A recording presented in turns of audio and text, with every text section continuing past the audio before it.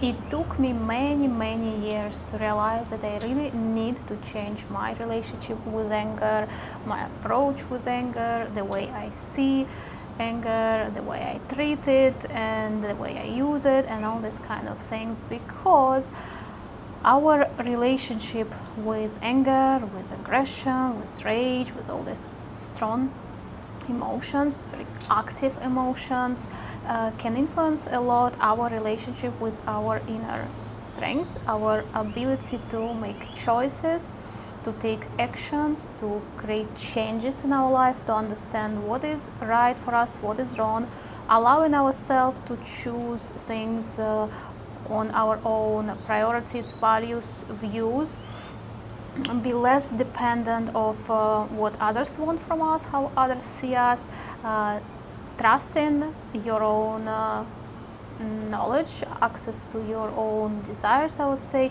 There is a lot of capacity there to build your life in the way you want, not someone else wants from you.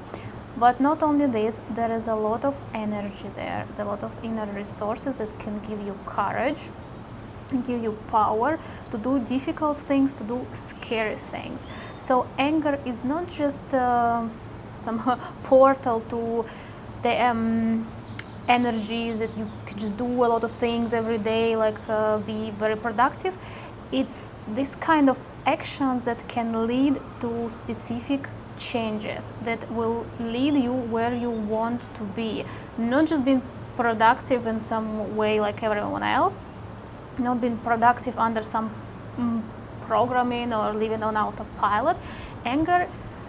Through anger you can have access to the energy which will help you to direct yourself in your life in the way that is good for you. That is something that you really want.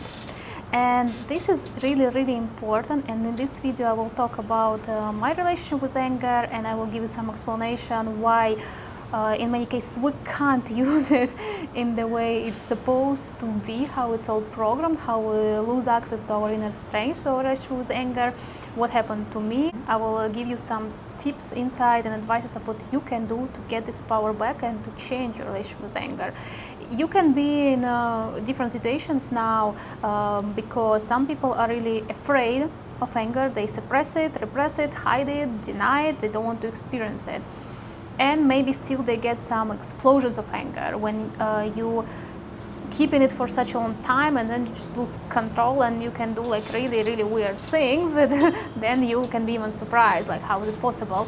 And that's what's happening to me a lot. Other people can have different relationship with anger. They may allow themselves to express it actually, but they project anger outside. They find someone else, something else to blame, and they trying to resolve their anger, this kind of strong, sometimes very uncomfortable feelings, because it's a lot of energy in the body, and you need to learn to deal with it. I will explain how. So they project it and they attack someone, verbally attack, and they try to change someone outside, something outside, without first being able to process it, understand it, and kind of think before to act. So if someone who acts angry and emotional very often, it doesn't mean that he has better relationship with the anger than someone who always nice, kind, calm, hiding and suppressing this anger. There's still just different ways to deal with the same problem. The problem is that no one really taught you when you were a child how to deal with your anger and how to use this energy. I will explain why it's happening.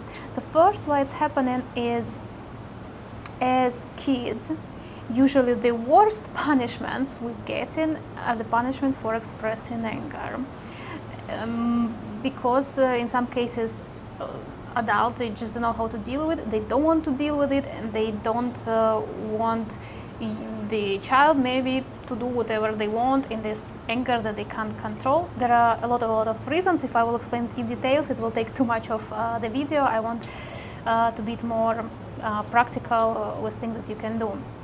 Just a bit of understanding. It starts very early, and usually very few of us has someone who can explain us what to do with it. Because the healthy way will be more to say it's okay to feel anger. It's your emotion. It's nothing wrong with it.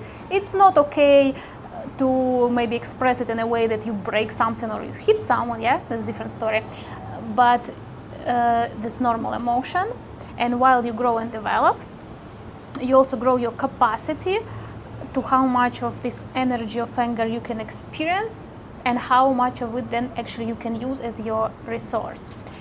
So we may have a lot of suppressed and blocked anger because of this. Then that's my story. I was afraid of anger and of my own anger.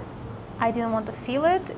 It felt destructive, not very pleasant, and I was always afraid of anger of other people. I didn't like to be close to people, to be in a situation where someone is expressing, maybe overly expressing these emotions, shared emotions, instead of really using the energy to do something.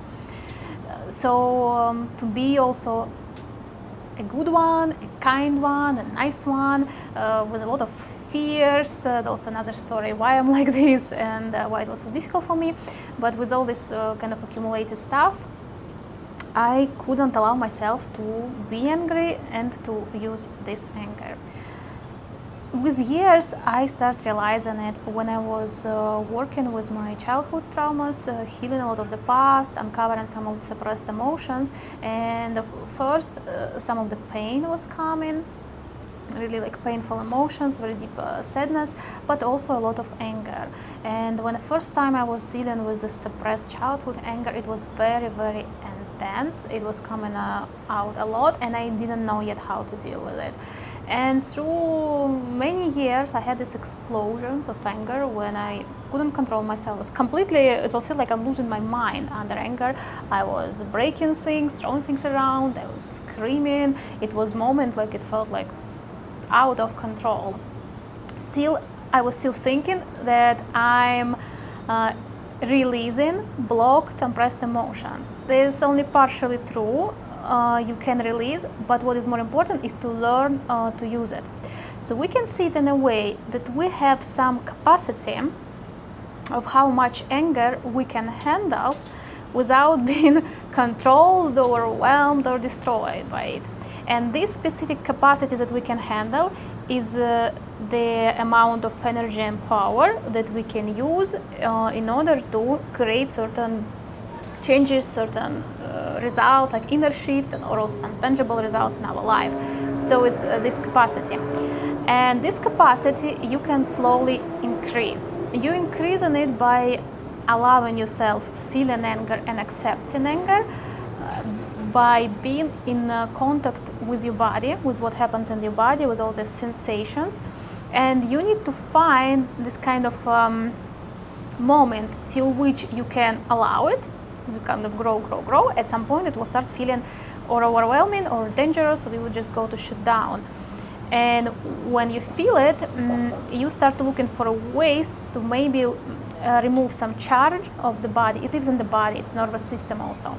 And some of the ways is, of course, through the movements. When you feel it, you can start walking a bit, maybe shaking a bit, even jumping a bit, if you can go to run or something, some physical movements, but not being kind of completely controlled by it, by keeping awareness and some observations of this anger, what's happening with your body. And if you will not let it kind of to completely flood you, if you will kind of practice with this capacity things, you will notice that it really leaves you energy. When you're not focusing on what triggered your anger, this is a different work, because it's another work with anger to see the triggers, what exactly they trigger.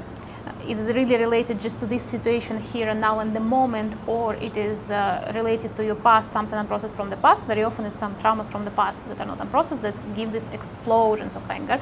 It's also a very big topic. I will not cover it here. Now we'll talk only about anger as energy and emotion and what you can do about it. Because once you learn to deal with the energy of anger, you can also have more space and awareness to work with the patterns, traumas, and these kind of things. And I will tell you later where you can find information about this also. So you have this charged thing, you release it partially, you processed, you observed. What helps to observe it is remove all the stories. That someone made something wrong, unfair, bad to you. This you need to learn to put it aside and just being completely with an energy. I had also other videos about processing emotions, you can check them, and I have 2 other videos about anger, one about signs that you have suppressed anger, and also when suppressed anger becomes an anxiety, because sometimes all this tension that we have in the body, when our nervous system lives in a survival mode or always hyper vigilant, it can create a lot of anxiety. If you're interested, you can check this as well. So what I was saying, you notice this charge, how this charge passes, and when you become a bit more calm, you can notice that there is power. If you were not completely taken over with it, if you didn't suppress all of it, if you did it in the way that kind of increasing the capacity, releasing some of it, there will always be energy. And in this energy, in this position of strength, you can start noticing what actually you can do with it, because you can use the energy in a very interesting way. That's what I was also doing. You can be angry about one thing that maybe you can't even do anything about it. That maybe situation now it's out of control. Something happened, I don't know, in the world out there, or someone else that really like out of your control. But you can use it to do something in your life that is under your control. Maybe you were delaying some important decision, or you wanted to start doing something for a long time, or you need to answer someone, to make some decision. I don't know, there could be all sorts of things in your life that depends on you. And sometimes you don't have enough of energy or courage to do it. And when you have this wave of this anger, you can redirect it to take some action in the area of life where it will be useful for you and where you have this choice. And I was doing it in my life more than once, and I'm telling you, this is really, really working. If you manage to do this, it's like it's a great power, and you can do so much more. And also it helps you in this moment, it helps you to come out a bit of this. Sometimes we can experience this victim state, some kind of helplessness, that we can't influence something, can do something, or something doesn't depend on us, or we feel hopeless that we can't change something. When you're really in contact with the energy of anger, there is power. And once you will start allowing yourself to feel this power, you can do much more. So what could be problems here? What could help? The problem could be that you may get lost when something triggered and you're completely like overwhelmed with this. And this, to do this, you need to increase your awareness, because when we practice something that helps to increase our awareness, the more awareness we have in calm moments, then the more we can have also in the emotional moments. The other thing, to learn to kind of disattach yourself from your emotion and kind of emotional state from the stories about yourself and your life. That's what I already give an example. Like you had this anger on something, pause for the moment, the situation. Like I will deal with the situation later. Now I'm learning to deal with my anger. And every time when you will learn to deal with your anger, you will find like that you can handle a bit more, a bit more, a bit more. And with this, you will also be able to handle more and more energy. This is one of the things. The other thing is when you have some strong beliefs about the anger is bad and I'm not an angry person, and that you don't like it so much, you don't like so much to feel angry, and I know it, I'm like this, it feels really unpleasant. I feel like a bad person at the moment. I also feel like a weak person, like when I'm, because on one side is anger, on the other side when I see myself so emotional, like acting from anger, that's where I feel like a bit weak. But the reality is that instead of using the energy, you're throwing it around in weird ways. And when you start seeing in a way, that's my resource, that's my energy, you can start using it. But I hope just watching this video helped you a bit maybe realize and that actually anger is something that you need, and anger is something that you actually can use, because the negative view of anger also comes from childhood, when we blamed, when we judged, when we punished in a very early age, when our brain is developing, when we absorb in everything that we hear as the absolute truth. We grow with it and it's become part of us, part of our identity, and those are certain beliefs, views, patterns, or like paradigms that you need to challenge. Before to challenge and to change them, you need to become aware of this. So that's the main thing that will be helping you, is change your view on anger. See it just an emotion that is not good or bad, it's just energy. It depends what you will do it and how you will use it. The other thing, stop judging yourself for the fact that you suppress anger. Maybe you're judging yourself, I'm too kind, I'm too nice, I can't say no. There is plenty of ways to work with it, and I already given you some examples. There are also other videos on my channel that you can check that can be helpful also to work and with anger and with guilt. And if you have, for example, people-pleasing habits, you can check there a lot of stuff. And yeah, the other thing is awareness, increasing your awareness. And for this you can do meditation, you can do some journaling, some self-discovery practices. One thing that can help you is the book that I recently published. The book is The Return from Fragmentation to Wholeness. It's not just a series in the book, there is a 100-day program. A 100-day program that helps you to reclaim your power, energy, and authentic self.